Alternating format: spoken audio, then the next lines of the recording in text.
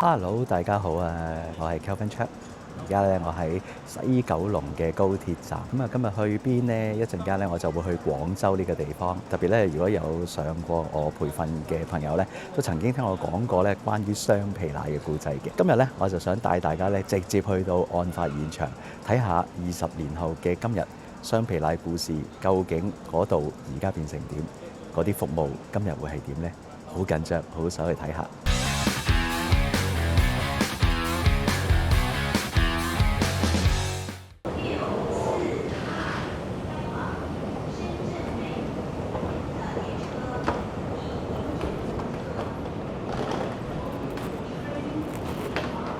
好，而家我就準備上高鐵啦。咁啊，好似係4號喎。咁啊，睇一睇先。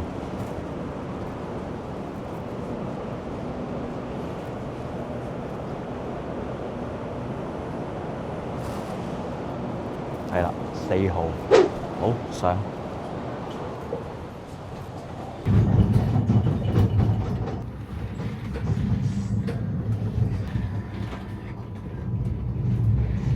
咁啊，香港直通車由西九龍去到呢個廣州東站咧，大約係2個鐘頭到啦。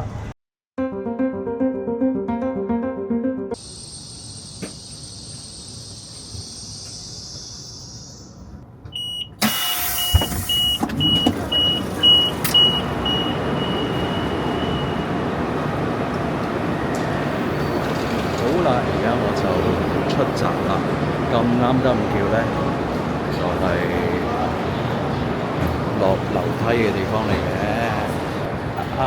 可以話係按時到達啦。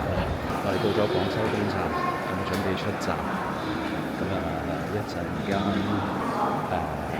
我哋今日要去嘅。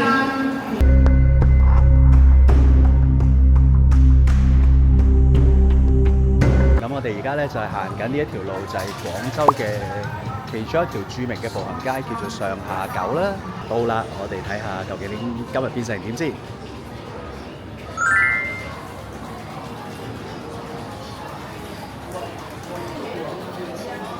因為咧，要同佢哋整好。好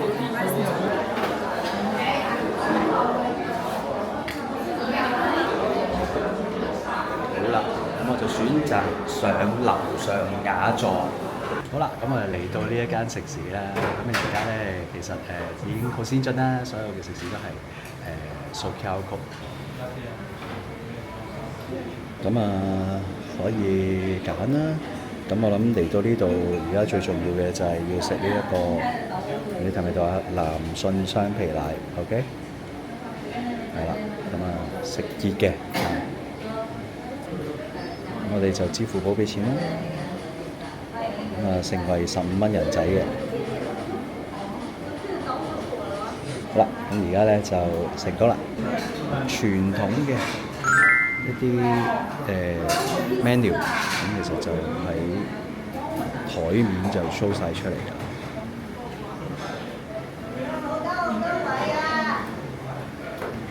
咁我而家就好緊張地咧，我哋就點咗個雙皮奶，我就等緊個店員咧就攞過嚟。究竟店員係點樣攞過嚟嘅咧？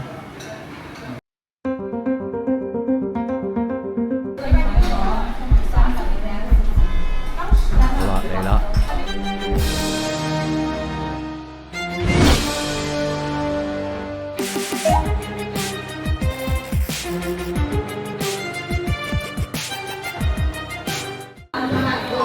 試一試，究竟換雙皮奶對比起20年前，有冇啲咩唔同嘅感覺先？嗱，所以我哋睇下個樣先咧，佢就比較有少少半形態。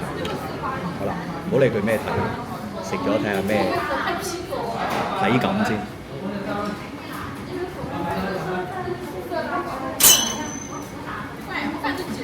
係好食嘅，既然第一次食咧，個感覺係驚為天人，因為嗰個味道咧，香港係食唔到，所以個結論就係我係都會食晒佢。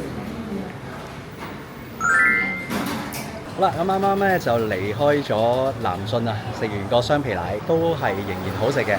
咁當然啦，如果講到呢一個當年嘅雙皮奶嘅故事咧，的而且確咧當日發生嘅嘢咧，今日係已經見唔到啦。咁亦都咧即係有好多嘅進步。咁啊，而家咧我哋完成任務就離開啦。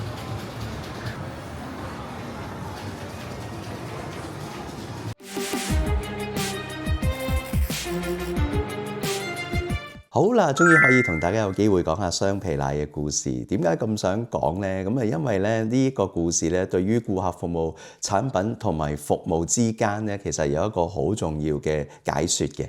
咁啊，話說喺20年前啦，咁啊好多時都需要上嚟廣州出差。咁嗰陣時啲舊同事咧帶我去周圍食嘢啦，咁啊食在廣州有一間好出名嘅老字號嘅雙皮奶，食雙皮奶嘅。咁佢話帶我去試，咁我就即係 OK 咁啊去啦。咁啊，去到門口嘅時候咧，已經發覺咧，唔係太理想喎，因為見到咧裏邊嗰個店鋪嘅裝修啦，同埋一啲環境咧都比較好似唔係好衞生咁樣。咁但係唔緊要啦，咁啊照入去，咁啊坐低，咁啊叫咗碗雙皮奶。個侍應咧就攞碗雙皮奶過嚟嘅時候咧，咁啊冇盤嘅，咁啊就咁攞住個碗，咁其中咧佢見到咧佢有半隻手指咧插住喺嗰個嘅碗度，咁啊攞過嚟。啊嗰一刻咧，你係我，你食唔食咧？咁但係因為都有啲舊同事喺度啦，咁所以都唔緊要啦，咁啊照食啦，咁啊拔開嗰個位咁樣。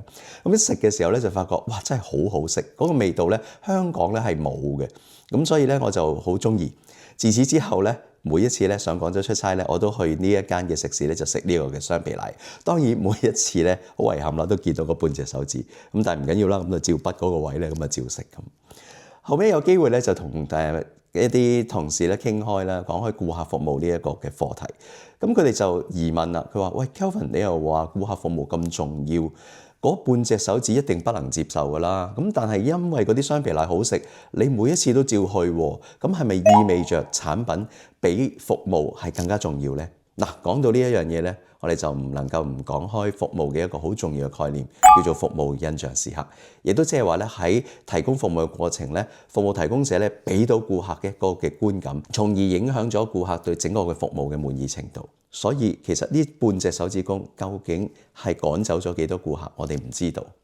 另一樣嘢就係喺產品好嘅時候，雖然我係會好似 die hard fans 咁樣去幫襯呢一間食肆，但係如果有一日隔離間鋪或者其他鋪都有呢個咁好食嘅質素嘅時候，顧客就會離開。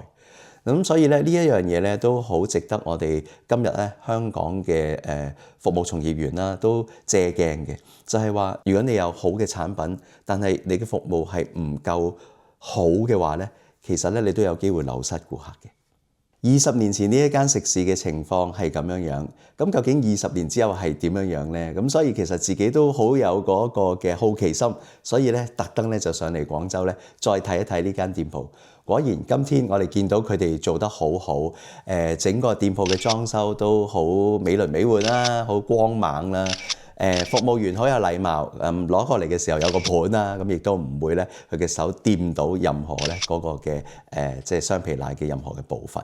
咁呢一樣嘢咧係令我好開心嘅，所以以後咧每次咧上嚟廣州，我都會繼續幫襯呢一間老字號食雙皮奶。多謝大家同我哋共度卓越圈嘅美好時光，記得 like and share， 仲有訂閱我嘅頻道。咁有新片嘅話咧就會通知大家㗎喇。下次見。咁啊，講起其實以前咧都好多時有機會咧嚟廣州咧去出差，咁所以咧咁難得上到嚟廣州咧，不如都帶大家睇下廣州今日嘅風貌。